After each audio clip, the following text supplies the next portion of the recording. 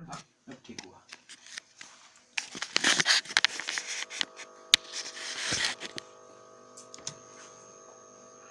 श्रोताओं नमस्कार।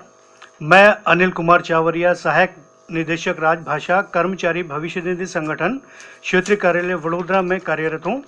मेरे साथ कवयित्री चंचलिका शर्मा हैं, जो वरिष्ठ सामाजिक सुरक्षा सहायक के रूप में कर्मचारी भविष्य निधि संगठन, क्षेत्रीय कार्यालय वडोदरा में कार्यरत हैं। नमस्कार मैडम। नमस्कार अनिल जी। मुझे आज ये सुअवसर मिला है कि श्रीमती चंचलिका शर्मा जी के प्रथम काव्य संग्रह से संबंधित साक्षात्कार ले सकूं। मैडम, सबसे पहले आप बताएं कि आपके काव्य संग्रह का यह सुंदर शीर्षक बूंद बूंद छलकत गागरिया का चयन कैसे किया? मेरे लिए ये बहुत ही बड़ी समस्या थी। काव्य संग्रह प्रकाशन के लिए तैयार तो था, परंतु उन संग्रहों में से निचोड़ निकालकर शीर्षक चुनना मुश्किल था। अंत में एक दिन घड़े से पानी पीते हुए मैंने सोचा, जिस तरह बूंद बूंद पानी से घड़ा भरा है एवं बूंद बूंद छलकता भी है, उसी तरह मेरी एक एक कविता से यह किताब रूपी घड़ा भरा है एवं मुझे पूर्ण विश्वास है कि इसकी एक एक बूंद का रसास्वादन मेरे पाठकगण करेंगे। बहुत ही उम्दा सोच मैडम। अब मैं ये जानना चाहूंगा कि लिखने का शौक काव्य रचना के लिए आपको प्रेरणा कहाँ से मिली? जी, यूं तो मुझे बचपन से ही कुछ न कुछ लिखने की आदत थी। बांग्ला भाषी हूँ तो कभी कभी बांग्ला या अधिकांशतः हिंदी में ही रचनाएं हैं मेरी आराध्या माँ स्वर्गीय श्रीमती कनिका बैनर्जी से ही मुझे प्रेरणा मिलती रही। चाहे वह गायन का क्षेत्र हो अथवा लिखने का, हमेशा सकारात्मक सोच के साथ वह मेरी प्रेरणा बनी रही। आज वह नहीं है हमारे साथ, परंतु उनका आशीर्वाद हमेशा मेरे साथ है। आपने अपने काव्य संग्रह को 5 विधाओं में बांटा है एवं आपकी कविताएं उन विधाओं को मुखरित करती है। मैं चाहूंगा प्रत्येक विधा से कम एक एक कविता का स्वाद श्रोताओं को चखाएं। जरूर। कविता पाठ से पहले मैं मेरे प्रोजेक्ट के विषय में कुछ कहना चाहूंगी। मैंने मेरी कुछ रचनाओं को सुर में पिरोया है एवं मेरी यह दिली ख्वाहिश है कि उनकी एक सीडी रिकॉर्ड तैयार करके पाठकों को मेरी किताब के साथ साथ प्रेषित करूं। वाह, क्या बात है! पाठकगण कविता पढ़ने के साथ साथ सुरों में पिरोई कविताओं का आनंद भी ले पाएंगे। आपकी किताब की पहली विधा फलसफाए जिंदगी से कुछ सुनाए मैडम जी। जी, फलसफाए जिंदगी की रचना तन्हाई को मैंने सुर में पिरोया है। सुनिए। आज हुआ एहसास, तुमसे दूर हूँ मैं, यादें सताए पल पल तुम्हारी, तन्हा है ये मन, आज हुआ एहसास, तुमसे दूर हूँ मैं। हरी हरी है धरती, नीला गगन, हरी हरी है धरती, नीला गगन, महके चमन, पवन बसंती, महकाए जीवन, हौले हौले जिया जाए न तुम बिन, यादें सताए पल पल तुम्हारी, तन्हा है ये मन, आज हुआ एहसास, तुमसे दूर हूँ मैं। रात का अंधेरा है, तारों का बसेरा है, रात का अंधेरा है, तारों का बसेरा है, दिल घबराए, आँखों में आंसू लिए, तेरी बिरहन अब तुझे पुकारे, सुन ले बिरहा की धुन, यादें सताए पल पल तुम्हारी, तन्हा है ये मन, आज हुआ एहसास तुमसे दूर मैं।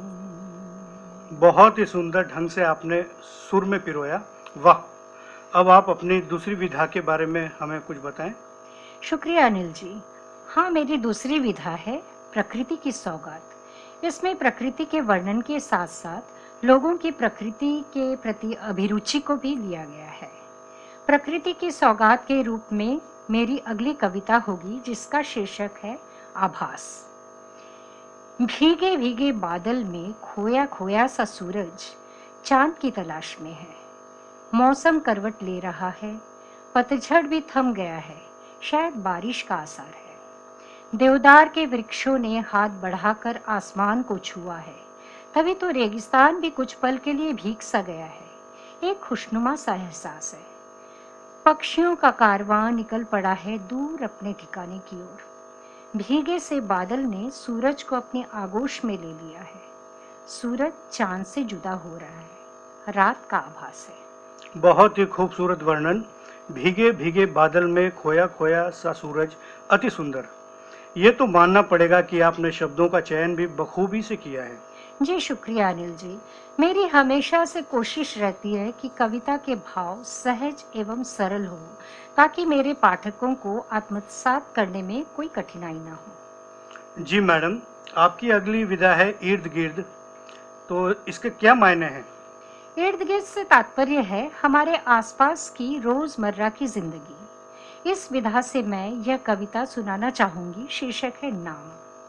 हमारे शिक्षित सभ्य समाज में आज जहां नारी पुरुष के साथ कंधे से कंधा मिलाकर आगे बढ़कर काम कर रही है, चाहे वो हमारी सेना में हो, चाहे रेलवे में हो, चाहे किरण बेदी कल्पना चावला जैसी हो, वहीं दूसरी ओर नारी की सुरक्षा, उसकी अस्मिता का हनन आज भी हो रहा है।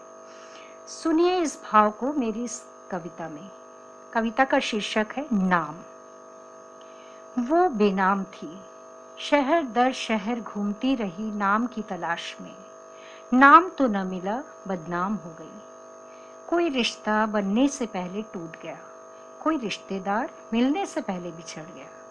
इस भीड़ भरी दुनिया में वो बिल्कुल तन्हा थी। साथ था सिर्फ उसका हमसफर साया। अंधेरे से वो डरती थी, कहीं उसका हमसफर साया उसका साथ न छोड़ दे। वो जीना चाहती थी, तिनकों से आशियां बनाकर वो रहना चाहती थी, मगर इस बेरहम दुनिया ने उसे जीने न दिया। एक दिन वो कई टुकड़ों में मिली। ये उसी की दाश थी। लोगों ने उस दिन उसे नाम दिया, अरे ये तो एक बाजारू औरत थी। बहुत ही मार्मिक एवं सच्चा चित्रण किया है मैडम। आज भी समाज को जागना पड़ेगा। नारी जो कि हमारी जननी, बहन, पत्नी, बेटी, अलग अलग रूपों में बड़ी दक्षता से अपनी भूमिका निभाती है, वहीं हम उनकी सुरक्षा, उनके सम्मान के प्रति कहीं ना कहीं उदासीन है आज भी। मैडम, आपका प्रयास सराहनीय है। अगली विधा के बारे में बताएं। शुक्रिया अनिल जी। मेरी अगली विधा है आशा ही जीवन। इसमें अनेक नकारात्मकता बाधाओं को काटते हुए, सुलझाते हुए जीवन में आगे बढ़ने का प्रयास दर्शाया है मैंने, या कोशिश रही है मेरी। आपको बता दूं, इस रचना को भी मैंने सुर में पिरोया है। सुनना चाहेंगे?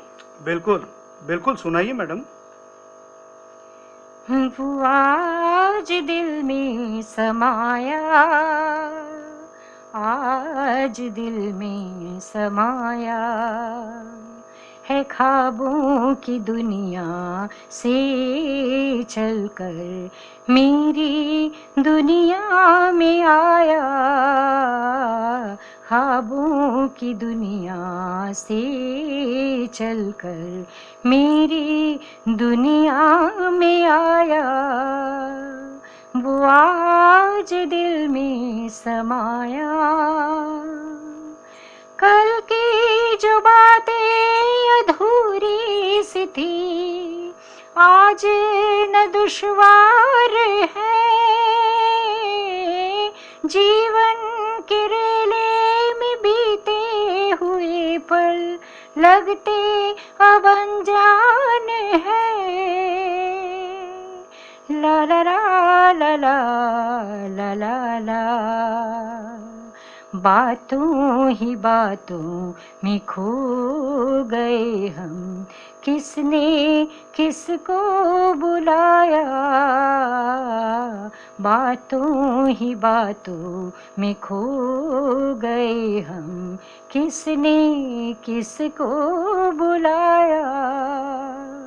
वो आज दिल में समाया,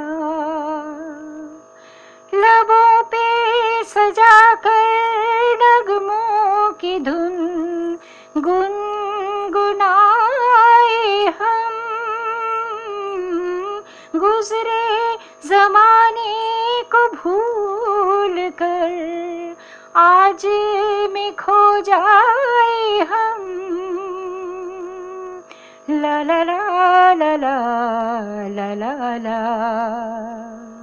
चाहत की लौ से रोशन जहां है, वो शम्मा हमने जलाया।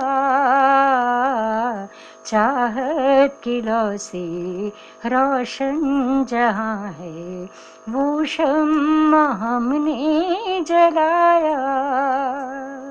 वो आज दिल में समाया, आज दिल में समाया। क्या बात है मैडम जी। मैं स्वयं संगीत की दुनिया से जुड़ा हूँ, हिंदुस्तानी शास्त्रीय संगीत की शिक्षा ली है विधिवत। मैं आपको कहना चाहूँगा कि आपकी रचनाएं सुर में और निखार लेकर आ रही हैं। आपका नया प्रोजेक्ट अवश्य कामयाब होगा। अगली विधा है काश। इस विषय में कुछ प्रकाश डालिए, कोई कविता सुनाए। जी, कई बार हम बहुत कुछ कहना चाहते हैं, हमारी महत्वाकांक्षाएं, दूरदर्शिता कई बार हमें शायद अलक्षित रूप से मंजिल तक पहुंचाती है अथवा कोशिश करती है। अगली कविता इसी विधा से है, शीर्षक है मानवीकरण।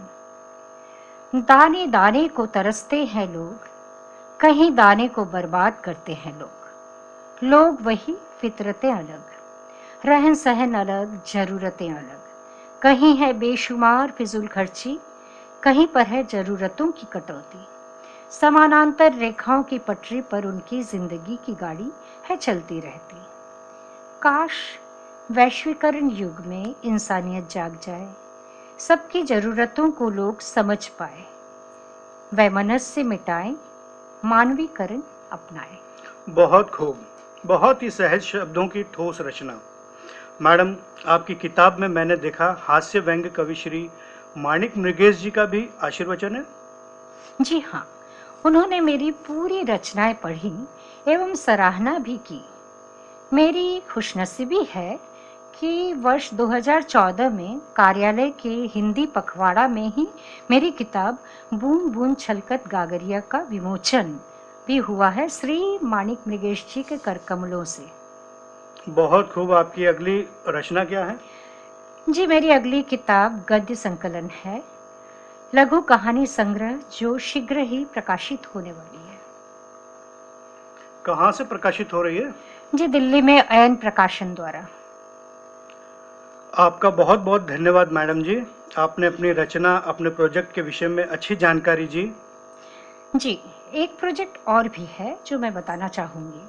शीघ्र ही YouTube के माध्यम से मेरी कविताएं मैं लोगों तक पहुंचाना चाहती हूँ। ऐसे लोगों को जो पढ़ नहीं पाएंगे, उन्हें मैं सुना पाऊँ, ये मेरा उद्देश्य है।